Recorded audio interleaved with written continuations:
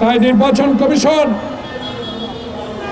সাংবিধানিক প্রতিষ্ঠান, অতীতে হাসিনা কাজ করতে দেয় না, তার ফল কি? জেলখানা। লন্ডনে বসে নেতার সাথে আলোচনা করে উত্তাপ কিছু প্রশমিত করেছেন।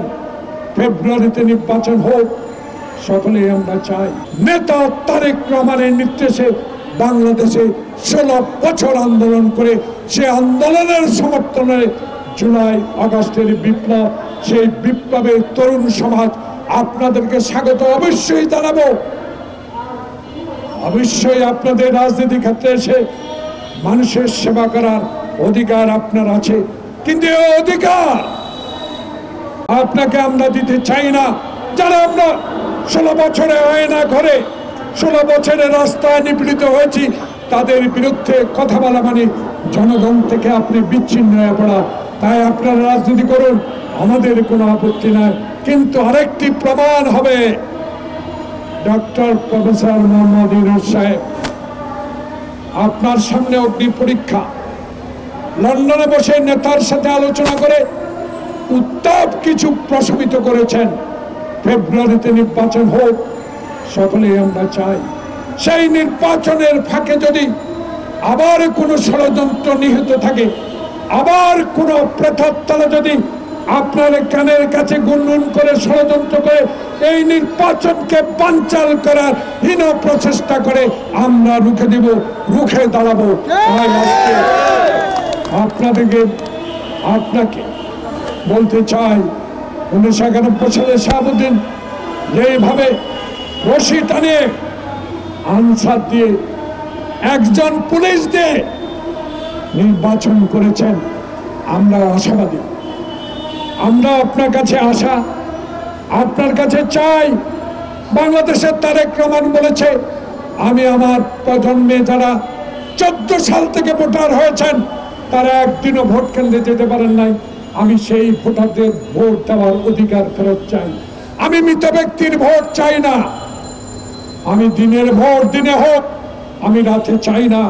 আমি 14 সালে 154 জন বিনা প্রতিদ্বন্দ্বিতা নির্বাচিত হোক, এই নির্বাচন আমি চাই না।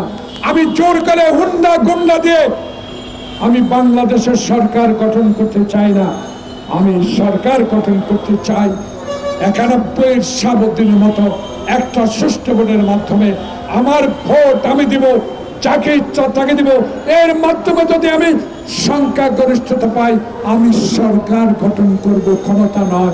সেই সরকার গঠিত হবে 16 বছর যারা আমার সাথে রাজপথে হাসিনার বিরুদ্ধে লড়াই করেছেন তাদেরকে।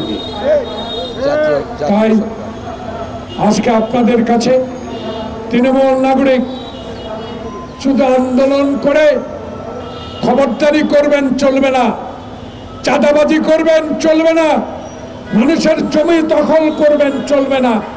সরকার গঠন করলে আমি রক্ত দিয়েছি, পুলিশের সাথে লড়াই করেছি, তাই বলে হাসিনার মতো, হাসিনার আওয়ামী লীগের মতো ব্যবহার করবেন সরকার গঠন করলে, তা কখনো হতে দেওয়া যাবে না, হতে পারবে না। তাই নেতা কর্মী, আমার নেতা তারেক রহমানের নির্দেশ মতে আসুন, আগামী ফেব্রুয়ারি একটি সুষ্ঠু নির্বাচনের মাধ্যমে জনগণকে বাছাই করতে দেন, কারা সরকার গঠন করবে, কারা নিরপেক্ষ ভোটে এই দেশে ক্ষমতা বা সরকার গঠন করবে, তাদের উপরে ছেড়ে দেন। জোর করে কেউ আর ক্ষমতা দখল করতে পারবেন না, তার প্রমাণ গতকালকে 2 জন প্রধান নির্বাচন কমিশনের গ্রেফতার। তাই নির্বাচন কমিশন সাংবিধানিক প্রতিষ্ঠান, অতীতে হাসিনা কাজ করতে দেয় না, তার ফল কি? জেলখানা। তার ফল কি? মামলা।